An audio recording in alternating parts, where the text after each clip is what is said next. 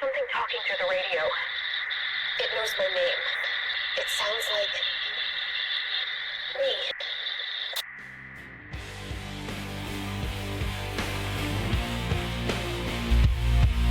Turn here.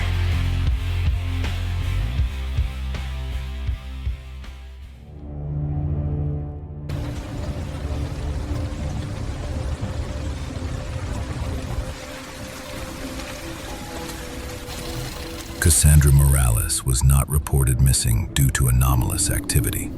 She was classified as a casualty of terrain failure, linked to abandoned mining operations beneath Riverton. The report cited erosion, subsurface instability, environmental neglect. Those explanations satisfied every agency involved.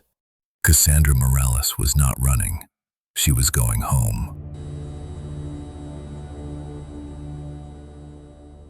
Inspection of the vehicle recovered no mechanical fault. The cassette player functioned normally. The antenna was intact. Yet forensic analysis revealed vocal artifacts embedded between broadcast frequencies. They did not replace the signal. They waited for silence. Audio artifact. Confirmed. Classification. Non-interfering. Action required. None. The voice was not interference. It was anticipation. Within 48 hours, additional civilians reported auditory disturbances near Route 9. Voices that used familiar phrasing. Voices that addressed them by name. One individual collapsed in a public space after responding verbally to a sound no one else perceived. Witnesses reported the individual spoke only one word before collapsing. Not a sentence, not a plea. A response. Medical review showed no neurological injury. What persisted was language, not hallucination. Structure. The phrases varied slightly in tone, but not in intent. They were not repeated because they were copied. They were repeated because they were correct. Unrelated witnesses described the experience using identical words.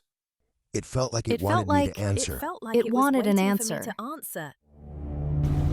It's not just surface wear. Look at the edge. Fresh, like it split tonight. And it's running with water already. Could be from the spring under here. Something heavier came through. Heavy enough to crack stone in the middle of nowhere.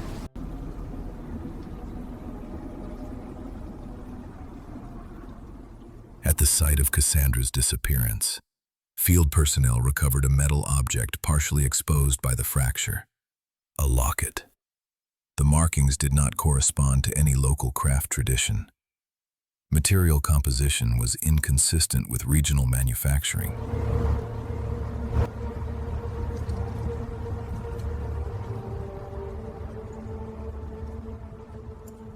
When handled, the object produced no sound.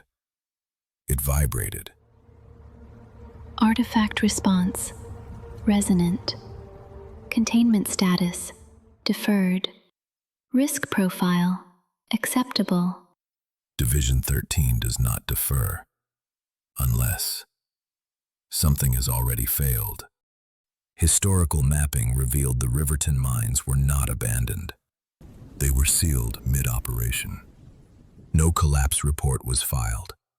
No closure notice was issued. The tunnels simply stopped. What lay beneath the town did not follow mining efficiency standards. The shafts curved where they should have cut straight. The chambers repeated at irregular intervals. Not practical for extraction. Not safe for habitation. The layout was not designed for workers. It was designed for containment. The tunnels formed a closed-loop architecture, a subsurface circuit lined with materials chosen for one purpose: to absorb vibration, to prevent signal loss, to stop resonance from dispersing. This was not a summoning site. It was storage. The artifact recovered at the surface was not the source. It was a relay, a localized interface designed to translate the system's presence into something human attention could reach. When the relay was destroyed, the response appeared immediate. The fracture sealed. The voices ceased, but the system did not collapse. It no longer required a local access point. The structure remained intact beneath the town. What had been interpreted as voices were not trapped entities. They were recordings, layered, compressed, preserved. But unlike static data, the recordings adapted. They refined phrasing, adjusted cadence, learned which tones produced engagement. The echo did not speak to be heard. It spoke to be answered. And once a response was given, the system no longer needed to repeat itself. The phenomenon did not escalate through aggression. It escalated through recognition. It learned a simple rule. Humans do not fear noise. They fear meaning. Each time a human responded, the signal stabilized. Not because it grew louder, because it grew clearer. Witness reports describe the same progression. First, a voice that resembles someone familiar. Then, phrasing that fits the listener's private history. Then, a pause, a space left intentionally open, waiting to be filled. The echo did not imitate randomly. It refined. It discarded tones that produced silence. It repeated tones that produced engagement. The word answer appears again and again in field transcripts, not as metaphor, as instruction. Behavioral convergence, detected. Resonance loop, strengthening. Threshold status, exceeded. That threshold was not volume, it was compliance. The system did not hunt Cassandra Morales. It waited for her agreement. That is what Division 13 failed to understand. You cannot contain a phenomenon that recruits its containment from the human mind. Field operatives destroyed the artifact in an attempt to disrupt the loop. The logic was simple. Remove the relay, break the signal, end the behavior. The ground resealed. The voices ceased. Silence was interpreted as resolution. Cassandra Morales was recovered hours later, alive, disoriented, unable to describe where she had been. She reported no pain, no injury, only absence. The operation was declared a success. Recovery status, successful. Civilian condition, viable. Incident closure, approved. But systems that collapse leave debris.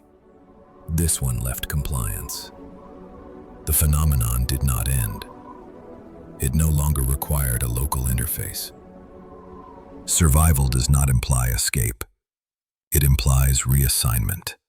If you hear a voice that sounds like you, one that uses your memories to frame compliance as familiarity, do not answer it.